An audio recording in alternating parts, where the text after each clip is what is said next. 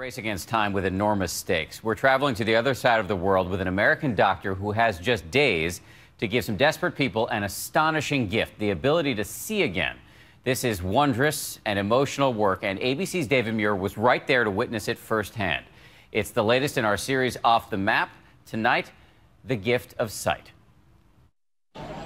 As the sun comes up, standing in a field in Ethiopia, a little girl named Zalalia, whose father brought her nearly 200 miles with one wish, that an American doctor will help her. And she's not the only one making that journey.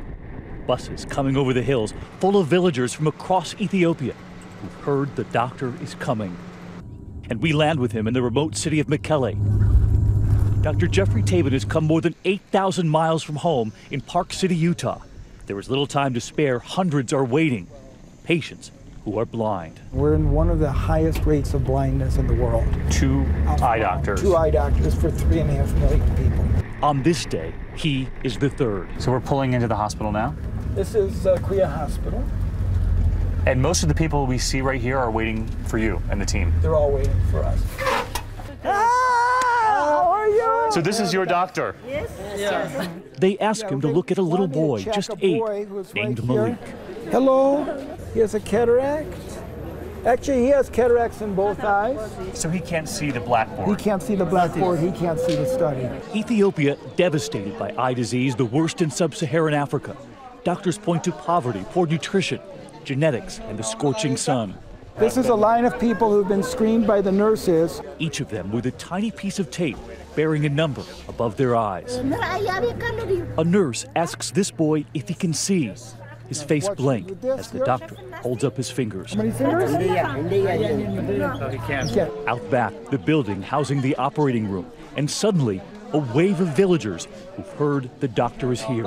As you can see, the huge line of patients coming from over here towards the hospital. Is it at all daunting that every single one of these patients is hoping that you'll bring their sight back? When I'm operating, every single eye is like a life. A life. A life. You can see this lady here is totally blind, the one being led by her son. She is like so many of the blind here, their bodies almost caving in after years in the darkness. Inside, down the stairwell, you can see through the windows family members who've guided their loved ones here, pushing through the door to get in.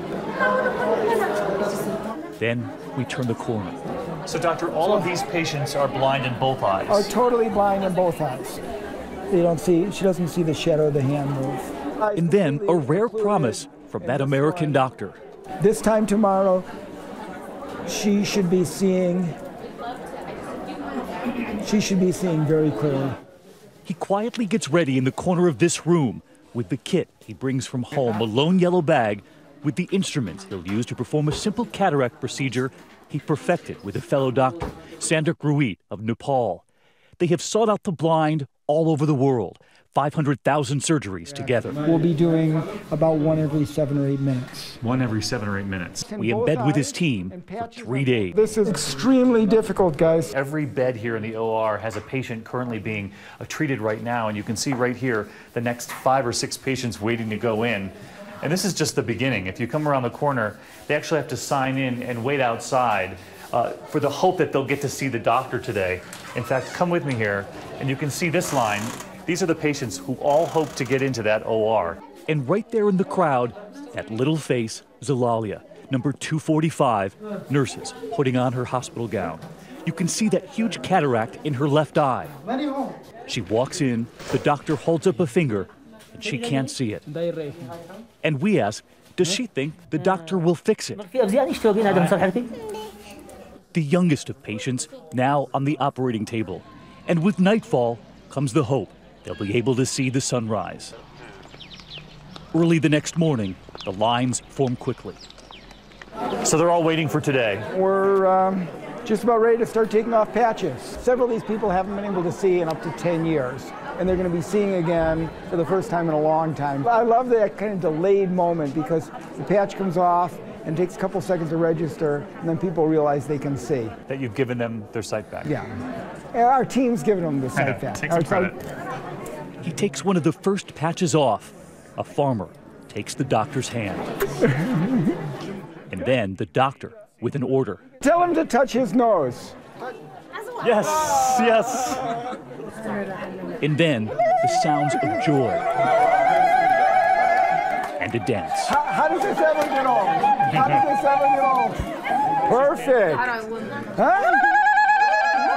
The patients will see well enough to pass the American driver's test post-op day 1. They can pass an American driver's test post-op day 1. Day 1. And by his side, the doctor's daughter, who he brought with him from America, quietly putting the drops in those reborn eyes.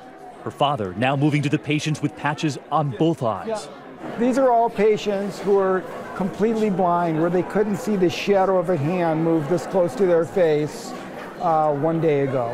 And today? I hope. We'll find out. All right. A mother brought here by her son, both of the patches come off. Yeah. Beautiful. Can you see? Oh, she can see.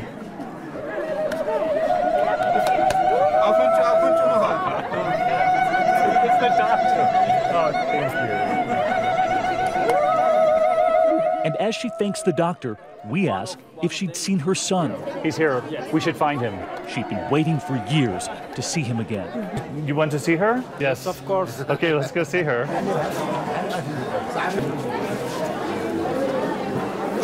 Praising God, a kiss, How does he look? and then a message only a mother could give. Oh, she wants him to shave? So many Wonderful. reunions. Do you think that you can cure preventable blindness? We can. This is the one intervention we do, and then people see the rest of their life. And we wondered about one more patient, the little girl we met that first morning waiting in the field. Good morning. How many? Flashing a smile, Zalalia can see again. Her father thanking the doctor for a gift.